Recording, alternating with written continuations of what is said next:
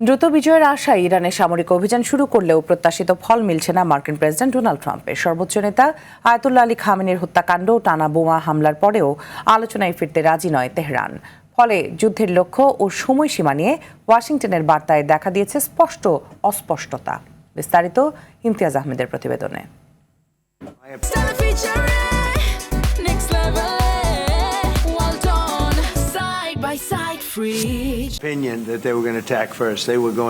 নিজেকে অপ্রত্যাশিত সিদ্ধান্তের নেতা হিসেবে তুলে ধরতে পছন্দ করেন মার্কিন প্রেসিডেন্ট ডোনাল্ড ট্রাম্প। তবে ইরান ইস্যুতে নিজের অবস্থান বারবার বদলানোই স্পষ্ট করে দিচ্ছে দ্রুত বিজয়ের যে লক্ষ্য ট্রাম্প সামনে এনেছিলেন তা এখনো অধরাই রয়ে গেছে।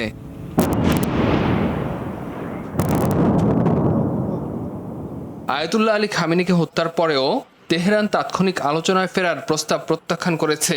বরং যুক্তরাষ্ট্রের সামরিক স্থাপনা ছাড়াও বেসামরিক এলাকায় হামলা জোরদার এবং হরমুজ প্রণালী দিয়ে চলাচলকারী জাহাজগুলোতে আঘাতের হুমকি দিয়ে নিজেদের প্রতিরোধ সক্ষমতার বার্তা দিচ্ছে ইরান। ইরানের বার্তা স্পষ্ট, যুদ্ধবিরতির আগে তারা প্রতিরোধের শক্ত অবস্থান প্রতিষ্ঠা করতে চায়, আর সেখানে চ্যালেঞ্জে পড়েছেন মার্কিন প্রেসিডেন্ট ট্রাম্প। কখনো বলছেন কয়েকদিনের মধ্যেই শেষ হতে পারে যুদ্ধ, আবার কখনো 5 সপ্তাহ বা এরও বেশি সময়ের কথা বলছেন। একদিকে ইরানি জনগণের স্বাধীনতার কথা বলছেন, অন্যদিকে বর্তমান শাসন ব্যবস্থার সঙ্গেই শর্ত সাপেক্ষে সমঝোতার ইঙ্গিত দিচ্ছেন। বিশ্লেষকরা বলছেন দীর্ঘমেয়াদী সংঘাতে জড়ানো রাজনৈতিক ঝুঁকি নিতে অনাগ্রহী ট্রাম্প। অতীতেও এমনটা দেখা গেছে।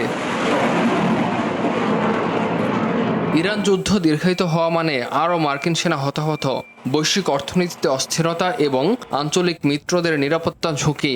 এটি এমন এক লড়াই যার পক্ষে মার্কিন জনমত শক্ত নয়।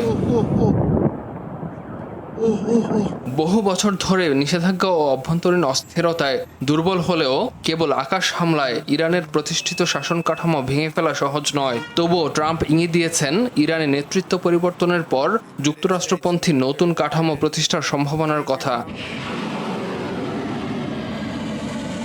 কিন্তু আপাতত তেহরান আলোচনায় ফিরছে না। প্রতিরোধ ক্ষমতা না দেখালে ভবিষ্যতে নতুন অজুহাতে আবারও হামলা হতে পারে বলেই আশঙ্কা ইরানের। ট্রাম্পের দ্রুত বিজয়ের প্রত্যাশা যত ক্ষীণ হচ্ছে ততই বেড়ে চলেছে অনিশ্চয়তা।